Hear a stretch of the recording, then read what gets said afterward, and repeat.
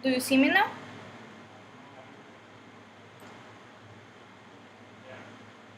Are you seeing me?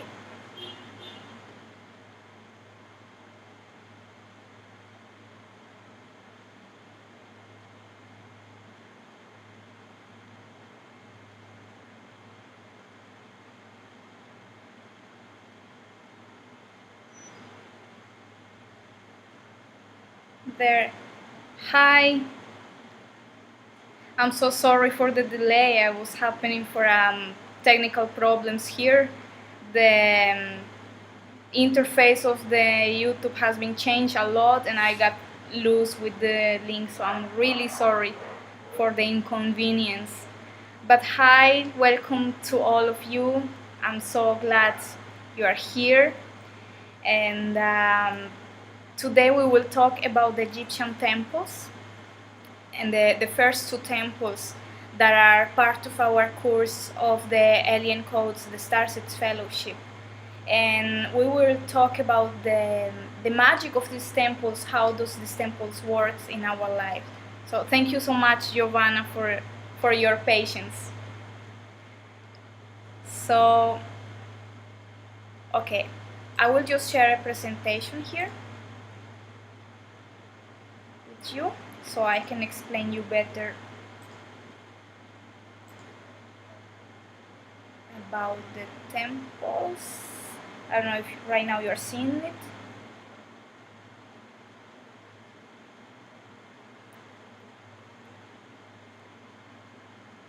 Are you seeing the presentation right now?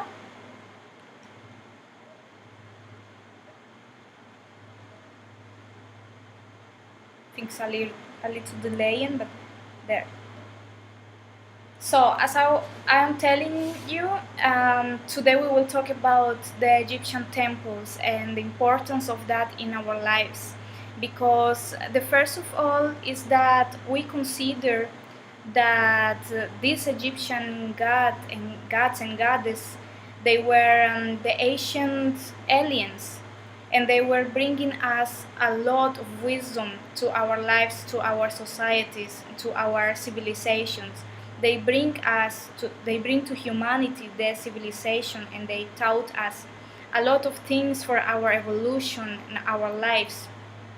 So in our point of view, we consider that the aliens has an important role in our lives. They are not separated beings, or they are not beings that are in a big distance with us. The other hand, we consider them as our friends and our families, and they have even given us their charge of DNA, their composition of DNA, so they can help us to evolve with their DNA codes. Uh, Most of the consciousness that we have is because it comes from them as a gift to us. So this is what we will talk today, and I want to begin with that we consider seven main temples in Egypt, and we also have the seven main chakras. So we consider that every temple in Egypt is related to one specific chakra in our body. Well, we don't only have seven chakras, we have 1,000 chakras in our body, but there are actually seven main who are like the control point of the others. So this is why it's important to talk about them, and this is what we will talk. We will focus in the main chakras, not in the secondaries. As well, in Egypt there is a lot of temples also, and they are related to many gods and goddesses. But we consider also seven main temples in Egypt, and these seven main temples, they are actually a mirror or a representation of the body of the god Osiris. And we will get started from the beginning, from the very first one, that is the Abu Simbel temple. And this temple represents the root chakra, that is also our first chakra. And then we will go to the temple of Isis and we will see the meaning and the representation with the navel chakra or the sacred chakra. That is the same. So to begin with, we talk about the Abu Simbel temple, and this temple was built by the pharaoh, the king Ramses II. And it's very interesting because Ramses, the meaning of Ramses means the son of the god, means the god Ra, that is the god of the sun. I'm so sorry if there is a lot of noise, excuse me. Then the god's son, the sun god for the Egyptians are the god Ra. And the name Ramses means the son of this god sun. And we have this connection with another civilizations, as the Inca, for example. The Inca, they consider they are also the sons of the god Viracocha, that is the god of the sun also. So we see the representation that the sun, our main star in our galaxy, that is the sun, is actually very important for many of our cultures in the humanity, like such as the Egyptian civilization and also the Inca civilization in Peru. And we see that it has a lot of similarities. So going back to the point, Ramses II means the son of the sun, and this temple then was made by this great builder, that is the pharaoh Ramses II. So he is considered the great builder of this civilization because he was building not only this temple but many others. And this temple gives us some thoughts about, to begin with, about how we can manifest our existence in a life. So, for example, it gives us the firmness in the matter to have a solid existence on the earth, and thus be able to support others who need it. So this solidity, these temples that are made by stone, is like the solidity that we need in our lives. And this is how the great builder, that is the pharaoh Ramses, was teaching us. To being proud of what we have built or accomplished, to feeling gratitude for ourselves and knowing that we are capable. So this feeling of proud is like when you achieve something in your life, when you work hard, when you get this thing that you were expecting, and then you feel proud for it because you have been getting step by step the points until you get to your goal, and you got it, you achieved this. So this is something you have reasons to feel proud of. And it has nothing to do with the arrogance or to being an ambitious person. It's very different to be an arrogant person, because an arrogant person believes that they deserve special rights because they are special beings. They don't consider part of the human fellowship. They consider they are some kind special, and they have to achieve special things that others do not have right to achieve. So this is not part of feeling proud. This is arrogance and has nothing to do. And also an ambitious person, that ambitious is like when a person can just do whatever it needs to be taken to get something. Like, it doesn't matter if you hurt others or not. I mean, it doesn't matter, but as long as the person gets to this point. And this is not also part of to feel proud for what you get. So also it harmonizes our root chakra, which is precisely the basis for the existence of the other chakras. So when you consider it, the Pharaoh Ramses II, he is like the beginning, the gate for you to explore the rest of the Egyptian temples. So this is the very beginning. It's like the guard, the person that is the first point, and we need, with respect, to ask, to kindly ask to this point, to this temple, to the energy of this temple, for permission to get access to the other remaining 6 energetic points. So this is very important. This is the beginning. It shows us also an importance to build great things in our lives and to pass these kind of things, these kind of goals, to our next generations. So it teaches us the importance to build great things and to make them get into the time, to pass it into the time to the next generations.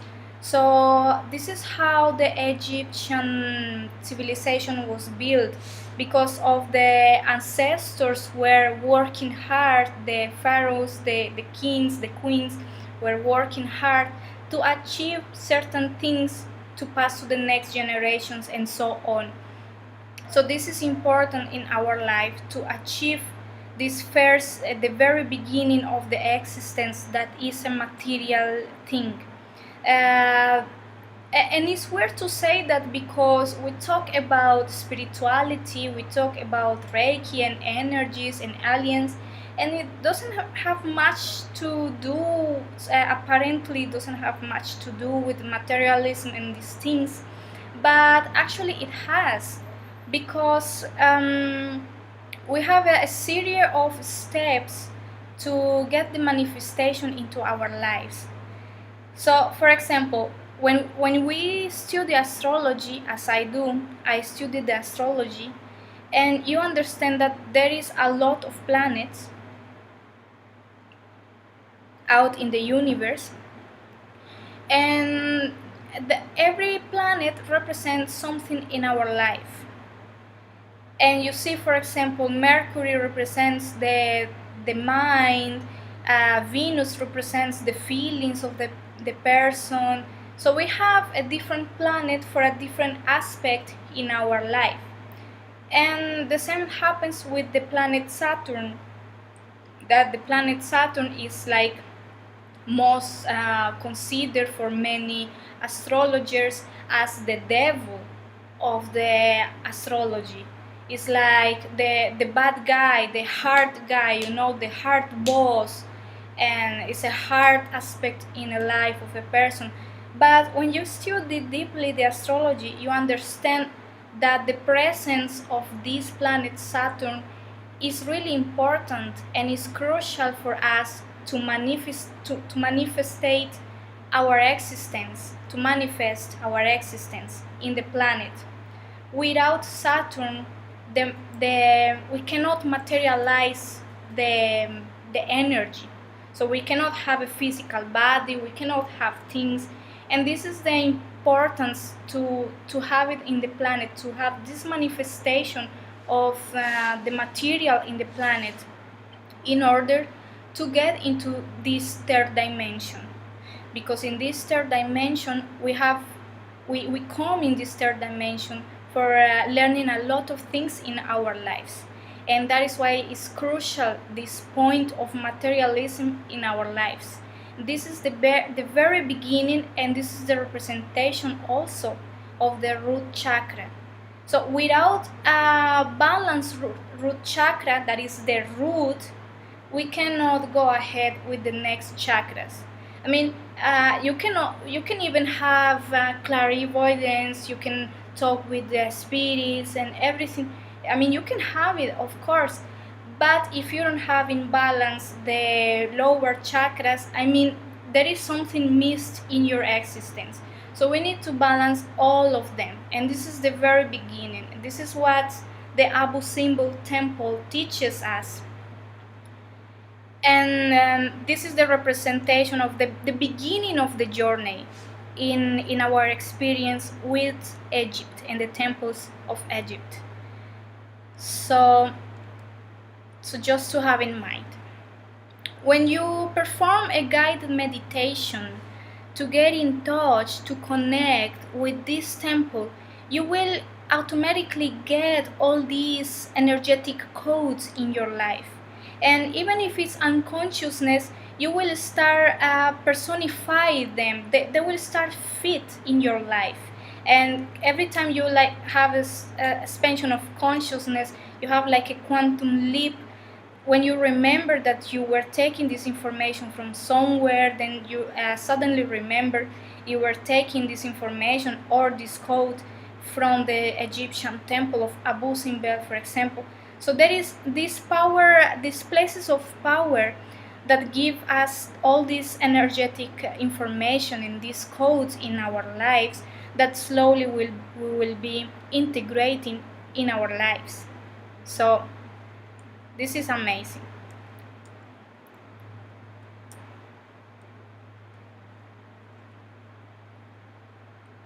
I have another slide here that I forgot.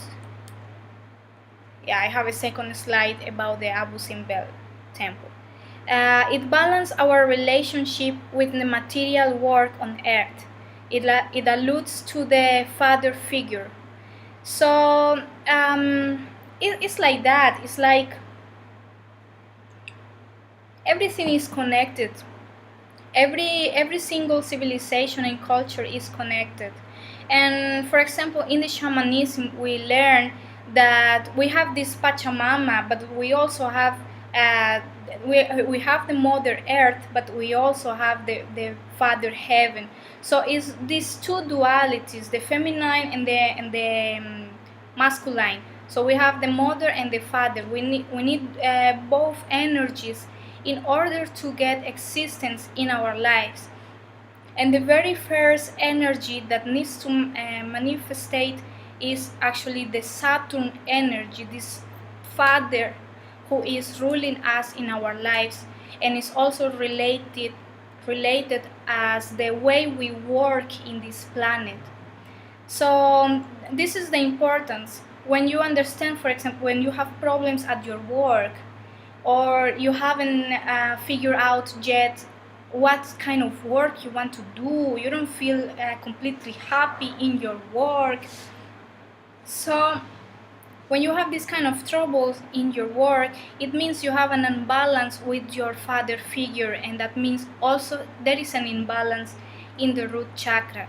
Everything is related. You have like a chain, a chain manifestation. So if you have an unbalanced root chakra, then that means there is a problem with your father relationship. That means there is a problem also, some kind of imbalance in your work. It's like a chain. And there you got it when you understand all these possibilities and all these manifestations of the energy as a holistic thing. And this is making also our earthly works last through time. So it teaches the importance of leaving a legacy for the next generations. As I was talking to you before, it's important that legacy is the legacy that Ramses II was leaving for the Egyptian civilization. And you see that until now, until now it remains. So it's amazing, because it was a great work from Ramses. We need the approval of the monarch of Egypt to enter his kingdom. So we must receive the monarch's attunement to access to the other temples. At the same time, we must be in tune and balance with the root chakra to be able to access the energy of the other chakras. So this is what I was explaining before, like the root chakra, is the root. It's like a tree without roots. You can't imagine a tree that grows without roots. The tree can be really tall and can be like a baobab, like a 3-6 meters, but it begins with the root, and that's why is the importance of the very beginning. So now we will go to the navel chakra. That is the second of all. That is the temple of Isis. One thing that I didn't explain before is that, as you see, Egypt is like the country. It's almost a square. It's like it's a square shape almost. And it begins from the river of the Nilo, the Nile River, that it grows from the south. Is different because most of the rivers, they grow from the north and then they go down. But this river, this one grows from the south and goes to the north, representing also our Kundalini energy that begins from the very base of our energy and it grows until our upper chakras. So it's literally acting, behaving the energy as the Kundalini growing and awakening. And the Abu Simbel temple that represents the root chakra is the first one in the south of Egypt. Like we have the square shape, and the very first one is the Abu Simbel temple, and the second is the Isis temple. And we will see like in an order also from south to north. So the second is the temple of Isis and represents the navel chakra. This temple contains a feminine energy of the creation through art and beauty. It receives the sources acquired by the root chakra and gives them life, transforms them into beauty and splendor. It shows the importance of refining, polishing, and purifying the energies acquired by the first chakra to the subtlety of the feminine. It's a sisterhood of priestesses who guard the planet's female polarity to ensure the balance.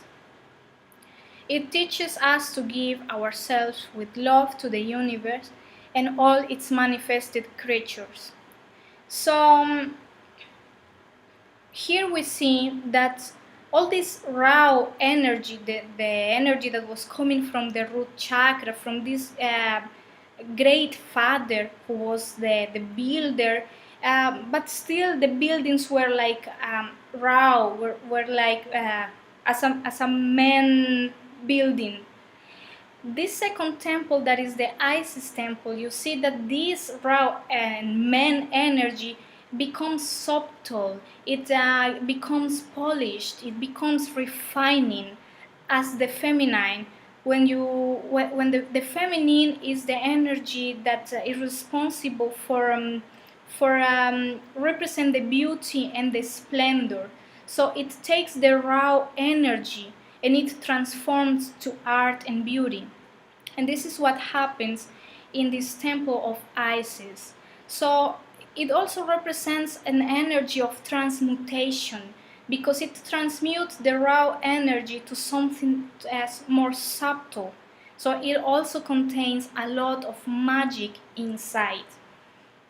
And also, when I was getting in connection with this temple, we also see that there is a sisterhood kind of priestess of the goddess Isis, and it's like they're like guarding the female polarity of the planet.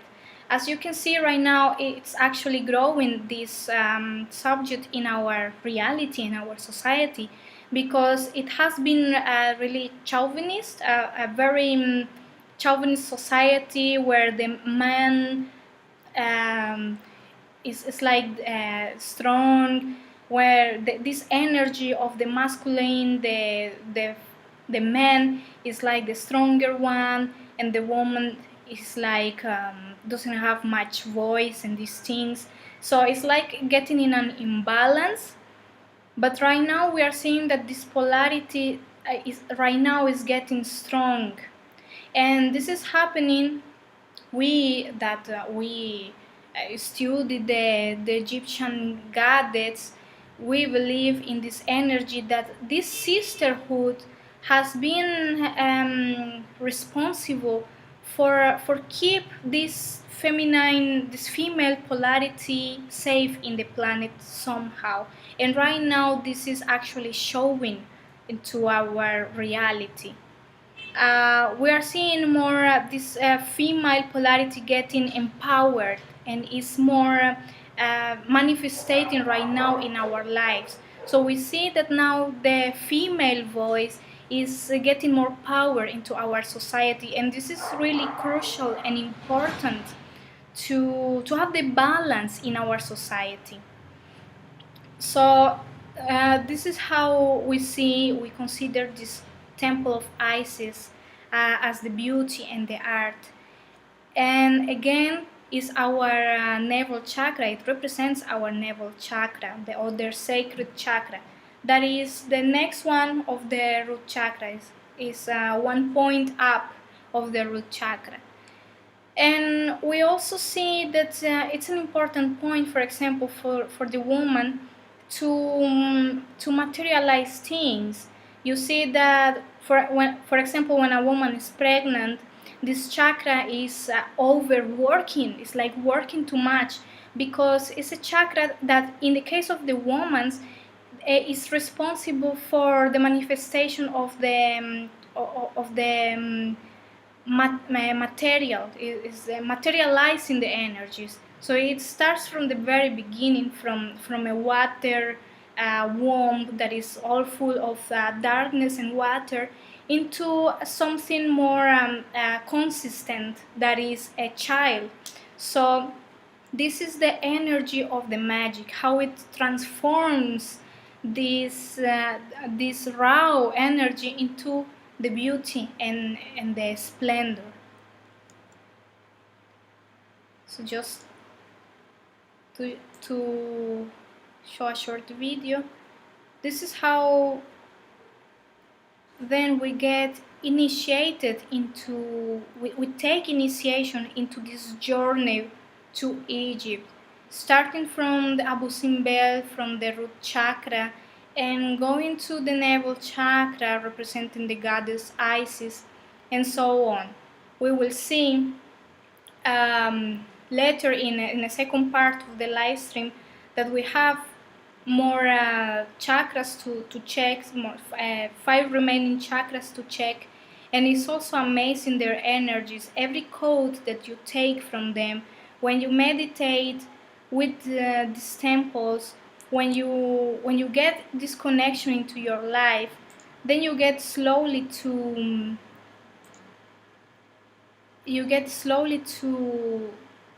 materialize these energies into your life, and that's amazing. I just changed here the camera. I don't know if you are just seeing my face right now. There. So this is a time right now for questions. I don't know if you have some questions to me about what have you been learned, if you have any queries that I can solve.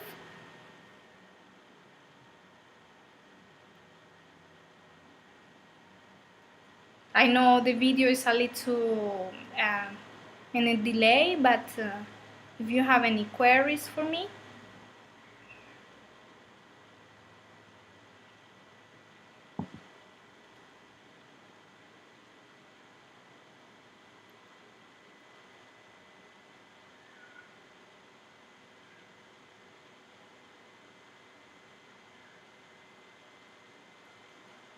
Now it seems no one has queries. So I just want to thank you for everything. I know maybe it's a lot of information, but I just want to say that it's magic when you understand that every single culture in this planet is somehow related. And you see, like, the relationship between their gods and goddess, between their buildings, between their wisdom. So it's amazing, because you see that somehow they had something in common, like a manifestation of the same God, but maybe in a different name, or somehow you see they have these things in common. And that's why we believe about the ufology and the aliens, that these gods and goddesses were actually somehow aliens that were into our lives to guide us, to help us in our evolution. And right now we want to rescue this knowledge and get into connection with that. So I'm so happy for you to for being here with me. I'm so sorry and apologize for the noise, for the technical problems, for my English accents that is not the best, but I hope you have been enjoying it.